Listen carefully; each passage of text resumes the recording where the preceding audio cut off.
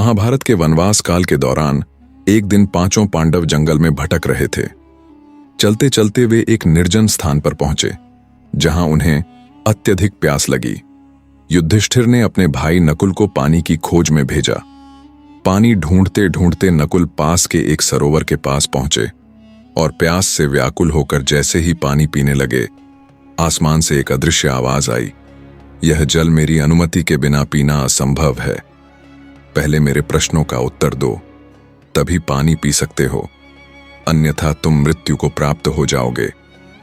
नकुल उस चेतावनी को अनसुना कर पानी पीने लगे और पानी पीते ही मूर्छित होकर सरोवर किनारे ही गिर पड़े। जब बहुत समय तक नकुल नहीं लौटे तो युधिष्ठिर ने सहदेव को भेजा। सहदेव भी उसी तरह पानी पीकर मूर्छित हो गए। फिर अर्जुन और भीम को भेजा गया, लेकिन सभी ने पानी पीने की जल्दबाजी में अदृश्य यक्ष की चेतावनी को नजरअंदाज कर दिया और पानी पीकर बेहोश हो गए। जब चारों भाई नहीं लौटे तो युधिष्ठिर स्वयं उनकी खोज में सरोवर पर पहुंचे। उन्होंने अपने भाइयों को अचेत अवस्था में देखा और व्यथित हो गए। तभी फिर से वही अदृश्य आवाज आई, यह जल मेरा है, पहले मेरे प्रश्नों का उत्तर दो, तभी इसे पी सकते हो। युधिष्ठिर ने विनम्रता से कहा, हे यक्ष, कृपया अपने प्रश्न पूछें, मैं उनके उत्तर देने का प्रयास करूंगा। यक्ष ने कई कठिन प्रश्न पूछे, जिनमें से कुछ प्रमुख ये प्रश्न थे। यक्ष ने सबसे पहले पूछा, मनुष्य का सबसे बड़ा मित्र कौन है? युधिष्ठिर बोले, सत्कर्म ही मनुष्य का सबसे बड़ा मित्र है, क्योंकि यह जीवन के बाद भी साथ रहता है। दूसरा प्रश्न, सबसे बड़ा धर्म क्या है? युधिष्ठिर ने उत्तर दिया, सत्य ही सबसे बड़ा धर्म है। तीसरा प्रश्न, सबसे मूल्यवान संपत्ति क्या है? युधिष्ठिर ने उत्तर दिया, ज्ञान।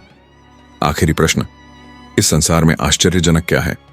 युधिष्ठिर, सबसे आश्चर्यजनक बात यह है कि यद्यपि मनुष्य नश्वर है, फिर भी हर कोई अपना जीवन ऐसे जीता है जैसे कि वह हमेशा के लिए यहीं रहने वाला है।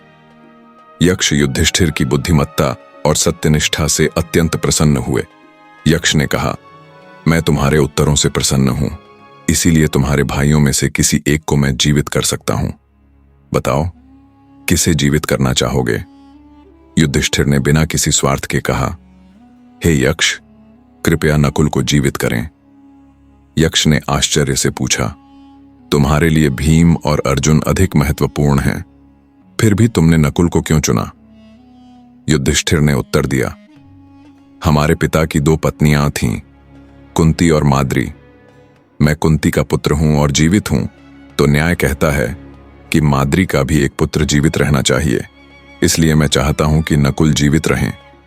यक्ष युधिष्ठिर की न्यायप्रियता और निस्वार्थता से अत्यंत प्रसन्न हुए। उन्होंने वरदान दिया और सभी पांडवों को पुनः जीवन दान दे दिया। यक्ष ने फिर अपने असली स्वरूप को प्रकट किया। वह स्वयं धर्मराज थे, जो युधिष्ठिर की परीक्षा लेने आए थे। उन्होंने युधिष्ठिर को आशीर्वाद दिया और कहा कि उनकी सत्यनिष्ठा और धर्मपरायणता उन्हें भविष्य में कभी हारने नहीं देगी।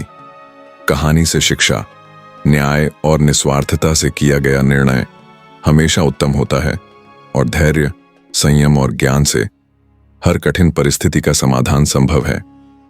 आपको वीडियो पसंद आया हो तो कृपया लाइक जरूर करें, चैनल को सब्सक्राइब कर लें। धन्यवाद।